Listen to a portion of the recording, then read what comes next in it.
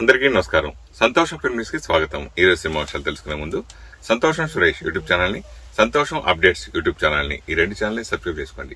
మరి ఈరోజు సినిమా విషయాలు ఏంటో ఇప్పుడు మనం చూసేద్దాం. హిందూపురం ఎమ్మెల్యే ప్రముఖ నటుడు నందమూరి బాలకృష్ణ త్వరగా కోలుకోవాలని ఆంధ్రప్రదేశ్ ఉప ముఖ్యమంత్రి పవన్ కళ్యాణ్ ఆకాంక్షించారు. ఎన్బీకే 111 చిత్ర షూటింగ్లో బాలకృష్ణ స్వల్పంగా గాయపడిన నేపథ్యంలో పవన్ కళ్యాణ్ స్పందించారు. ఈ మేరకు ఆయన ఎక్స్ వేదికగా ఒక ప్రకటన విడుదల చేశారు. బాలకృష్ణ ఆరోగ్య పరిస్థితి గురించి అధికారులను అడిగి తెలుసుకున్నానని, ఆయనకు కండరాల గాయమైందని తెలిసిందని పవన్ కళ్యాణ్ పేర్కొన్నారు. బాలకృష్ణ గారు త్వరగా కోలుకోవాలని భగవంతుడిని ప్రార్థిస్తున్నాను అని ఆయన తన పోస్టులో తెలిపారు. కన్నడ రాకింగ్ స్టార్ యష్ హీరోగా గ్లోబల్ బాక్సాఫీస్పై దండయాత్రకు సిద్ధమవుతున్న most awaited gangster drama toxic Geetu Mohan Das దర్శకత్వంలో తెరకెక్కుతున్న ఈ ప్రతిష్టాత్మక పాన్ ఇండియా ప్రాజెక్ట్ నుంచి తాజాగా విడుదలైన సెకండ్ సాంగ్ సోషల్ మీడియాను షేక్ చేస్తోంది. Lady super star Nayanthara cigarette తాగుతూ కనిపించిన కల్ట్ షాట్స్, యష్తో సాగే ఇంటెన్స్ రొమాంటిక్ విజువల్స్తో కూడిన ఈ పాట ట్రెండింగ్లోకి దూసుకెళ్లింది. కేజీఎఫ్ సిరీస్తో ఇండియన్ బాక్సాఫీస్ స్టామినాను మార్చేసిన రాకింగ్ స్టార్ యష్ ఈసారి సరికొత్త డార్క్ గ్యాంగ్స్టర్ కాన్సెప్ట్తో ప్రేక్షకుల ముందుకు రాబోతున్నారు. నందమూరి బాలకృష్ణ త్వరగా కోలుకోవాలని ఆయన సోదరుడి కుమారులు ప్రముఖ నటులు జూనియర్ ఎన్టీఆర్, కళ్యాణ్ రామ్ ఆకాంక్షించారు. ఈ నేపథ్యంలో వారిద్దరు సామాజిక మాధ్యమాల వేదికగా స్పందించారు. బాలాబాబాయ్ త్వరగా కోలుకోవాలి, మీరు సంపూర్ణ ఆరోగ్యంతో తిరిగి రావాలని కోరుకుంటున్నాను. మిమ్మల్ని మళ్లీ పూర్తి ఫామ్లో గర్జిస్తూ చూడాలని ఎదురుచూస్తున్నాను అంటూ జూనియర్ ఎన్టీఆర్ ఎక్స్ వేదికగా ఆకాంక్షించారు. ఇక కళ్యాణ్ రామ్ సైతం స్పందిస్తూ, బాబాయ్ త్వరగా కోలుకోండి, మీరు అతి త్వరలో మళ్లీ షూటింగ్లో పాల్గొంటారని, మీకు అత్యంత ఇష్టమైన పనిని కొనసాగిస్తారని నమ్ముతున్నాను అని పేర్కొన్నారు. కాకినాడలో ఎన్బీకే 111 చిత్రీకరణ జరుగుతూ ఉండగా బాలకృష్ణ కండరానికి స్వల్పంగా గాయమైంది. అయితే ఆ గాయం స్వల్పమైనదేనైనా పూర్తి స్థాయిలో కోలుకోవడానికి ఒక చిన్న సర్జరీ అవసరమని దర్శకుడు గోపీచంద్ మలినేని స్పష్టం చేయడంతో అభిమానులు ఊపిరి పీల్చుకున్నారు. విలక్షణ నటనతో కంటెంట్ ఆధారిత చిత్రాలతో తనకంటూ ప్రత్యేక గుర్తింపు తెచ్చుకున్న నటుడు అల్లరి నరేష్ మళ్ళీ తన trade mark comedy జానర్లోకి అడుగుపెడుతున్నాడు. Allari Naresh కథానాయకుడిగా నటిస్తున్న 65వ చిత్రం రంభా ఊర్వశి మేనక చంద్రమోహన్ చింతడ దర్శకత్వంలో తెరకెక్కుతున్న ఈ సినిమా నుంచి మేకర్స్ మంగళవారం ఓ కీలక అప్డేట్ ఇచ్చారు. చిత్రంలోని నా కంటి మీద కునికే పాట ప్రోమోను విడుదల చేయడంతో పాటు ఈ సినిమాలో కథానాయికగా సురభి నటిస్తున్నట్లు అధికారికంగా ప్రకటించారు. రంభా ఊర్వశి మేనక నుంచి అందమైన సురభిని పరిచయం చేస్తున్నాం. ప్రేమను సెలబ్రేట్ చేసే నా కంటి మీద కునికే పాట ప్రోమో ఇప్పుడు మీకోసం అంటూ నిర్మాత సంస్థ హాస్య మూవీస్ సోషల్ మీడియాలో పోస్ట్ చేస్తుంది. జూలై 22న పూర్తి లిరికల్ వీడియోను విడుదల చేయనున్నట్లు తెలిపింది. ఇక ఈ చిత్రాన్ని సెప్టెంబర్ 4న ప్రపంచవ్యాప్తంగా విడుదల చేయనున్నట్లు స్పష్టం చేసింది. India's biggest super star Prabhas, cult and raw director Sandeep Reddy Vanga కాంబినేషన్లో తెరకెక్కుతున్న most awaited global prestigious project spirit. ఈ సినిమా ఇంకా నిర్మాణ దశలోనే ఉన్నప్పటికీ ట్రేడ్ వర్గాలను ఆశ్చర్యపరుస్తూ రికార్డు స్థాయి ప్రీ రిలీజ్ బిజినెస్తో దూసుకుపోతుంది. Tollywood leading production house People Media Factory ఈ సినిమా కర్ణాటక రైట్స్ దక్కించుకుంది. టాలీవుడ్లో భారీ చిత్రాల నిర్మాణానికి కేర్ ఆఫ్ అడ్రస్గా మారిన పీపుల్ మీడియా ఫ్యాక్టరీ ప్రభాస్తో ప్రతిష్టాత్మకంగా నిర్మించిన horror romantic entertainer the Raja Saab box office వద్ద ఆశించిన రేంజ్లో మ్యాజిక్ చేయలేకపోయింది. భారీ బడ్జెట్ కారణంగా ఈ చిత్రం వల్ల పీపుల్ మీడియా ఫ్యాక్టరీకి కొంతమేర ఆర్థిక నష్టాలు తప్పలేదు. ఈ క్రమంలోనే ఆ నష్టాల నుంచి ఎలాగైనా బయటపడి మళ్లీ సేఫ్ జోన్లోకి రావాలనే గట్టి పట్టుదలతో నిర్మాత టీజీ విశ్వప్రసాద్ సరికొత్త మాస్టర్ ప్లాన్ వేసినట్లు ఇండస్ట్రీ వర్గాలు అంటున్నాయి. అందులో భాగంగానే ప్రభాస్ నుంచి నెక్స్ట్ రాబోతున్న biggest crazy project spirit business డీల్స్పై పీపుల్ మీడియా ఫ్యాక్టరీ కన్నేస్తుంది. ఏషియన్ సురేష్ ఎంటర్టైన్మెంట్స్ సంస్థతో చేతులు కలిపి స్పిరిట్ చిత్రం కర్ణాటక టోటల్ థియేట్రికల్ డిస్ట్రిబ్యూషన్ రైట్స్ను దక్కించుకుంది. కర్ణాటక ఏరియాలో ప్రభాస్కున్న తిరుగులేని మాస్ క్రేజ్, ఓపెనింగ్స్ స్టామినాను నమ్ముకుని ఈ సినిమా డిస్ట్రిబ్యూషన్ ద్వారా భారీ లాభాలను ఆర్జించి రాజాసాబ్ నష్టాలను కవర్ చేసుకోవాలనేది ఈ ప్రొడక్షన్ హౌస్ ప్లాన్ అని ట్రేడ్ విశ్లేషకులు భావిస్తున్నారు. ప్రాధాన్యత లేని పాత్రలు ఎందుకు చేయాలంటున్నారు అని కథానాయిక కాజల్ అగర్వాల్ అంటున్నారు. ప్రాధాన్యత ఉన్న సినిమాలు చేయడమే తనకిష్టమని స్పష్టం చేశారు. జాన్వీ కపూర్ పెద్ది సినిమాలోని పాత్ర చిత్రీకరణపై ఇటీవల చర్చ జరిగిన విషయం తెలిసిందే. ఈ నేపథ్యంలో కాజల్ స్పందించారు. గతంతో పోలిస్తే ఇప్పుడు దక్షిణాదిలో హీరోయిన్ పాత్రలో ఎంతో మార్పు వచ్చింది. సినిమాలో స్త్రీలను వస్తువుగా చూపించే సన్నివేశాల విషయంలో నేనెప్పుడూ గీత గీసుకుంటాను.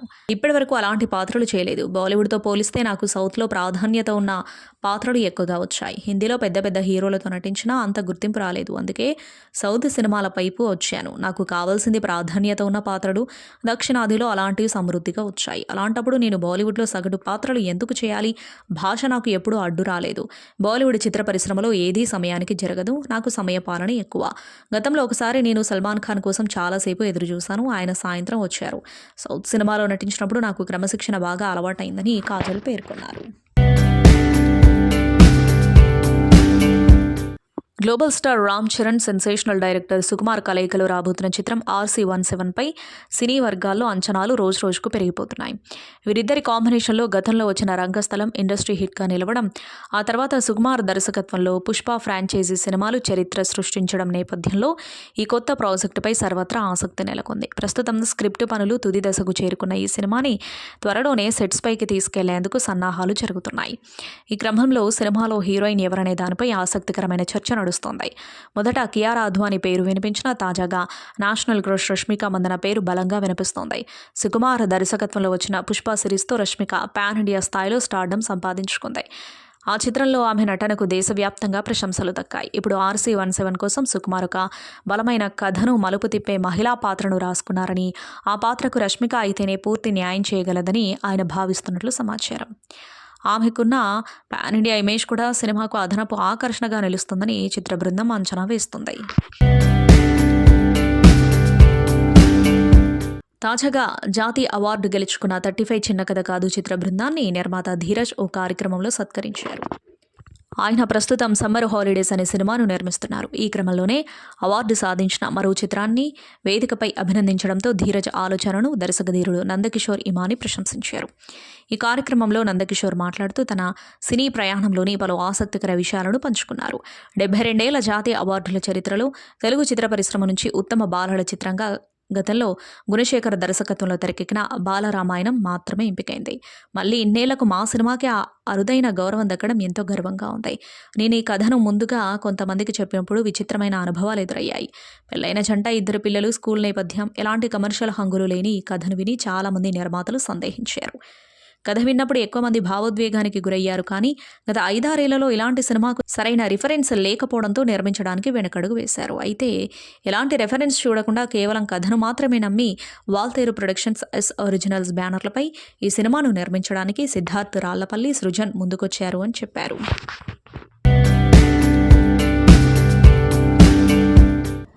అగ్ర కథానాయకుడు అమితాబ్ బచ్చన్ పెట్టిన తాజా పోస్ట్ ఆయన అభిమానులను ఆందోళనకు గురిచేస్తోంది. 83 ఏళ్ల అమితాబ్ తాను ఇటీవల శస్త్రచికిత్స చేయించుకున్నట్లు తెలిపారు. ఐసీయూలో ఉండాల్సి వచ్చిందని వెల్లడించారు. అయితే ఈ సర్జరీ ఎప్పుడు, ఎందుకు జరిగిందనే విషయాలను మాత్రం ఆయన స్పష్టం చేయలేదు. హాస్పిటల్ వాతావరణం, వైద్యుల పర్యవేక్షణ గురించి పోస్టు పెట్టారు. శస్త్రచికిత్స, ఐసీయూలో నిపుణులైన వైద్యులు, వైద్య సిబ్బంది సంరక్షణ, ఆ తర్వాత డిశ్చార్జి, ఇంటికి చేరుకోవడం అనే క్యాప్షన్ ఇచ్చారు. ఇంటికి తిరిగి వచ్చిన తర్వాత కోలుకునే ప్రక్రియ అత్యంత కష్టమైనదని బిగ్ బి పేర్కొన్నారు. ఇంటికి చేరుకున్న తర్వాత ఎదురయ్యే సవాళ్లే అత్యంత కష్టమైనవి. శారీరకంగా, మానసికంగా ఎన్నో ఇబ్బందులు ఎదుర్కోవాలి. మీరొక గొప్ప విజేతగా నిలిచినా ఏదో ఒక రోజు ఓటమి మిమ్మల్ని పలకరిస్తుంది. ఇది జీవితంలోనే అత్యంత కష్టమైన సమయం. కొందరు ధైర్యంగా దాన్ని ఎదుర్కొంటారు, కొందరు లొంగిపోతారు. అందరూ ఆరోగ్యంగా, సంతోషంగా ఉండాలని తన బ్లాగ్లో రాసుకొచ్చారు. దీంతో ఆయన త్వరగా కోలుకోవాలంటూ అభిమానులు పోస్టులు పెడుతున్నారు. ప్రస్తుతం అమితాబ్ కల్కి సీక్వెల్తో పాటు మరికొన్ని సినిమాల్లో నటిస్తున్నారు.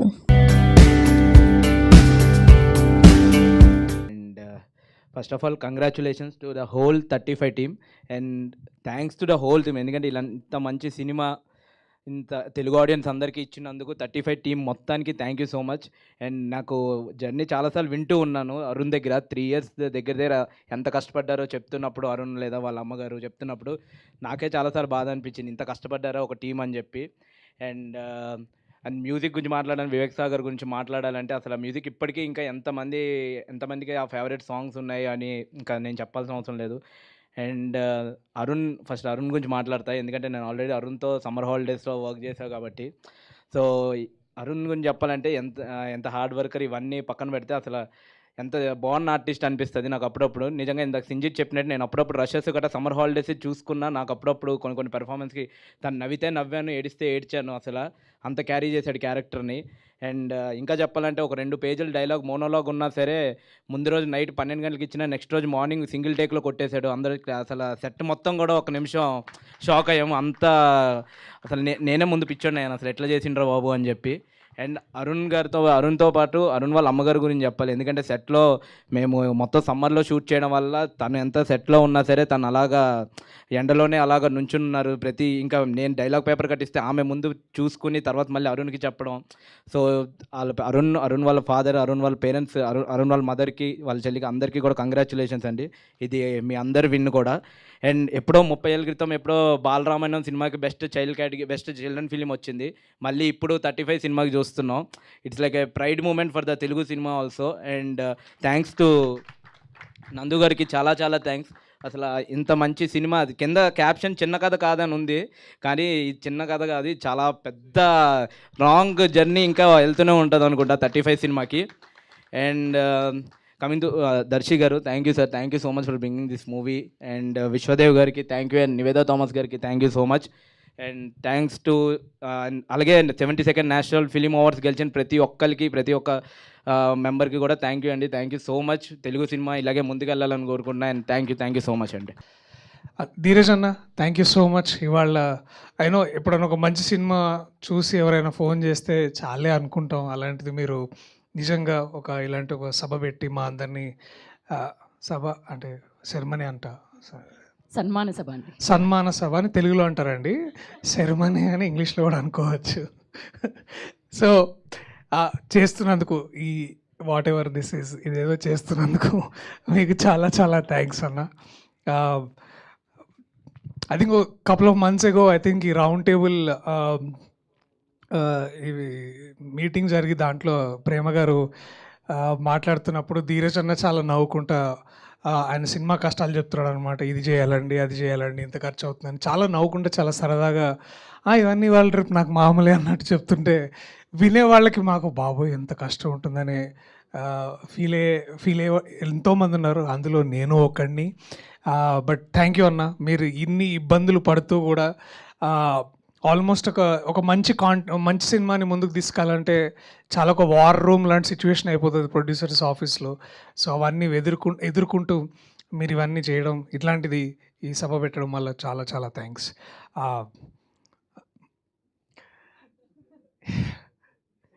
దాదాపు 7-8 ఇయర్స్ అయింది అనుకుంటా నేను ఫస్ట్ టైం ఈ కథ విని. 8 ఇయర్స్ ఈజీగా అయి ఉంటుంది, 8-9 ఇయర్స్ ఈ కథ విని. అండ్ ఈ సినిమా 2024లో వచ్చింది. చాలా గొప్ప జర్నీ. నాకు ఒక ఎండ్యూరింగ్ మెమరీ నాకు బాగా గుర్తు ఏంటంటే, నందకిషోర్ షూటింగ్ వచ్చేటప్పుడు ఆధునిక మహాభారతం పుస్తకం తీసుకొచ్చేవాడు. స్వర్గీయ సిరివెన్నెల సీతారామ శాస్త్రి గారు దాని మీద ఆయన ఆటోగ్రాఫ్ చేసిన పుస్తకం అది పట్టుకొని తిరుగుతుండేవాడు. అది ఎక్కడికి వెళ్ళినా అక్కడ ఎస్పెషల్లీ ప్రసాద్ అంటే హీరో ఉండే ఆ ఇంట్లో ఎక్కడో దగ్గర ఇలాంటి పుస్తకం ఉండాలి అని అనుకుని దాని ఒక సెట్ ప్రాపర్టీగా వాడుతుండేవాడు ఆ పుస్తకాన్ని. నేను ఒకరోజు ఆ పుస్తకం తీసుకొని ఆ ముందు పేజీ తీసి, ఏంటి పెద్ద ఆయన వారు సంతకం పెట్టారు అని నేను తీసుకుంటానంటే ఎంత కోపడ్డాడో నాకు తెలుసు. సో అలా ఆధునిక మహాభారతం చదువుతూ ఒక ఆధునిక రామాయణం తీశాడు మావాడు నందకిషోర్. చాలా అంటే బహుశా నేను ఇంత గొప్ప స్క్రిప్ట్, ఇంత గొప్ప సినిమా నేను మళ్ళీ చేయలేనేమో నా లైఫ్లో. వస్తుందో రాదో కూడా నాకు తెలీదు. బట్ చాలా చాలా అంటే ఏదో ఎప్పుడో మా అమ్మ నాన్నలు పుణ్యం చేసుకున్నాను అనుకుంటా నాకు ఈ కథ వచ్చింది. థ్యాంక్ యూ నందకిషోర్, ఈ కథ నువ్వు రాసినందుకు. చాలా ఎంతో కష్టపడి ఆల్మోస్ట్ మావాడు కూడా ఆల్మోస్ట్ ఒక వార్ చేశాడు. బేసికలీ ఒక యుద్ధం చేస్తే కానీ ఈ కథ బయటికి రాలేదు. అంత ఫాస్ట్ మూవింగ్ వరల్డ్లో ఎలా అయితే 35 ఈ జర్నీ ఇంత దూరం వచ్చిందో, అలాగే అందరూ మాకేంటి అనే ఈక్వేషన్లో వెళ్ళిపోతుంటే ఒక టీమ్ని తీసుకొచ్చి ఇలా అప్రిషియేట్ చేయడం, ఆనర్ చేయడం కూడా it's a very very very good gesture sir. I really respect your thing. Yeah, give me a word. Okay, so 35 it's an impossible journey.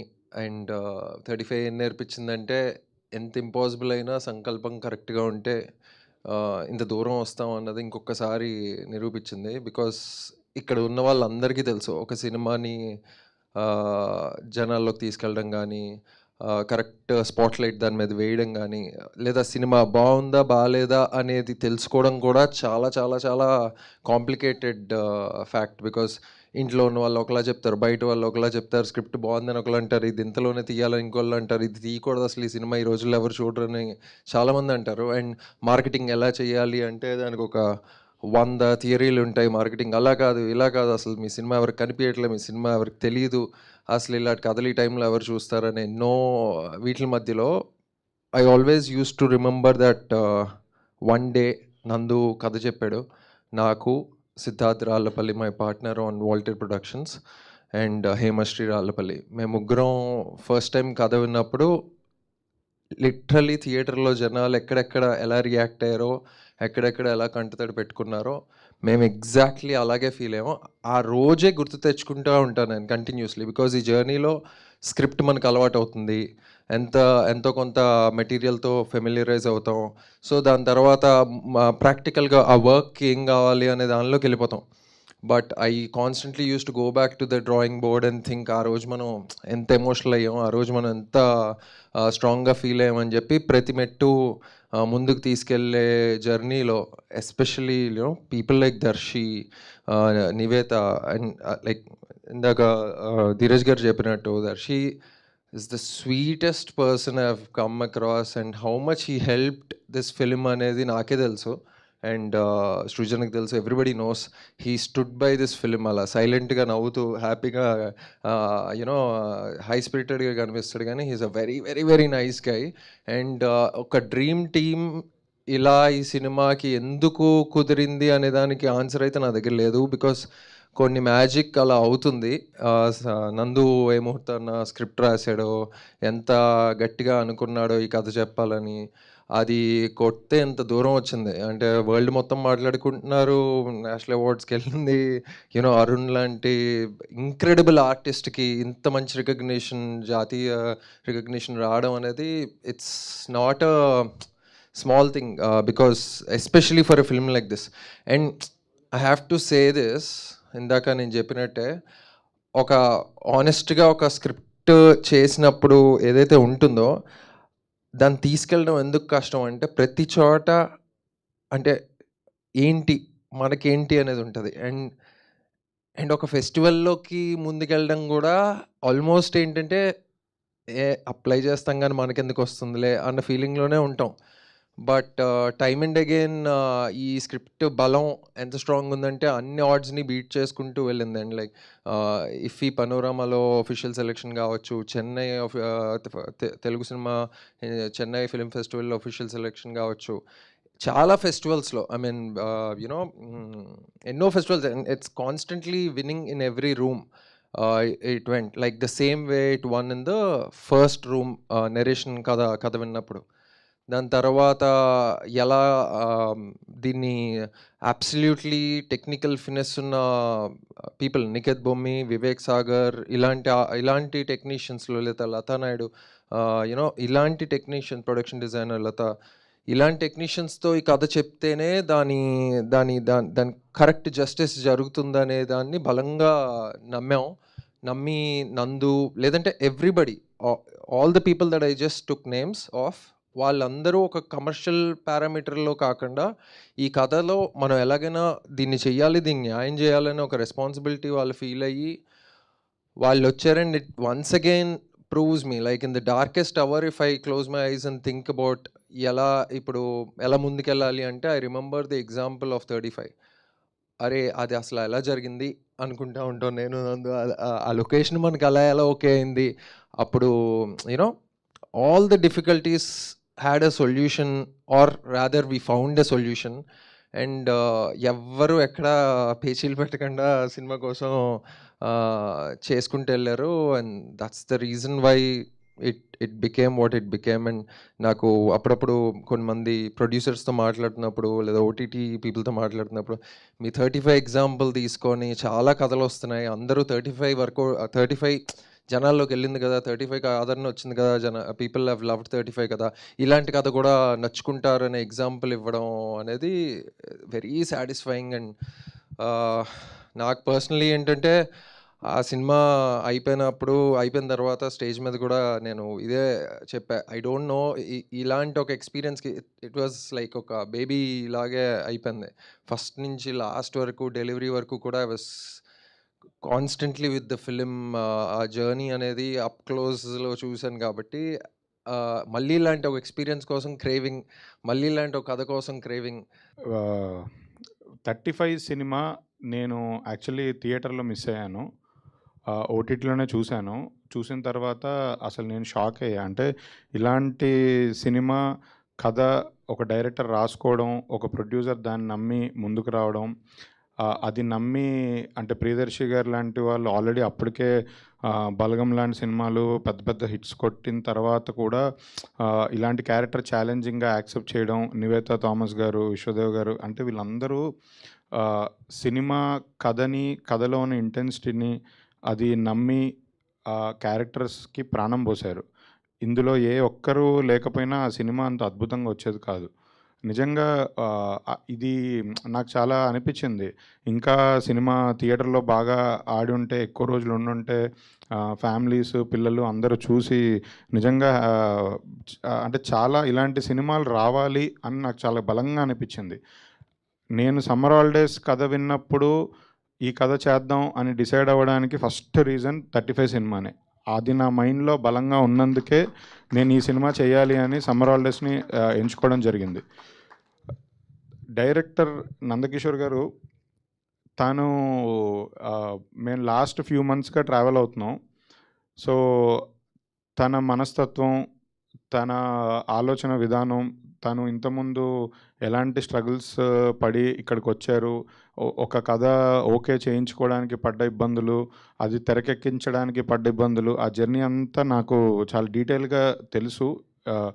అసలు అంటే నాకు నిజంగా ఈ నేషనల్ అవార్డు రాకపోయినా అది విన్న తర్వాత నాకు ఆయన్ని కూర్చోబెట్టి నిజంగా సన్మానం చేయాలనిపించింది. అంత గొప్ప జర్నీ, నిజంగా ఇన్స్పైరింగ్. ఇందాక కూడా నేను వచ్చినప్పుడు సార్ ఏం మాట్లాడాలని అడిగారు, మీ జర్నీ గురించి చెప్పండి అన్న.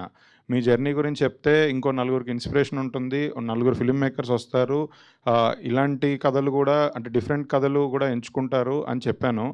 ఆయనే అసలు నన్ను చూసి ఎవరైనా ఇన్స్పైర్ అవుతారా అంటున్నారు. కానీ మీకు తెలీదు, మీరు ఎంతమంది ఫిల్మ్ మేకర్స్ని ఇన్స్పైర్ చేస్తారు ఇన్ ఫ్యూచర్ కూడా. తను చాలా చాలా చాలా టాలెంటెడ్ డైరెక్టర్. అంటే నిజంగా తెలుగు సినిమా ఇండస్ట్రీలో ఇలాంటి డైరెక్టర్ ఉండడం మనందరికీ గర్వకారణం.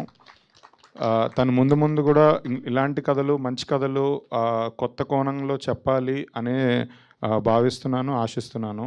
సంతోషం సురేష్ యూట్యూబ్ ఛానల్ ద్వారా ఎక్స్క్లూజివ్ ఇంటర్వ్యూని, ఎక్స్క్లూజివ్ లైవ్ షోస్ని, ఎప్పటికప్పుడు కొత్త విశేషాలను మీకు అందించడం జరుగుతుంది.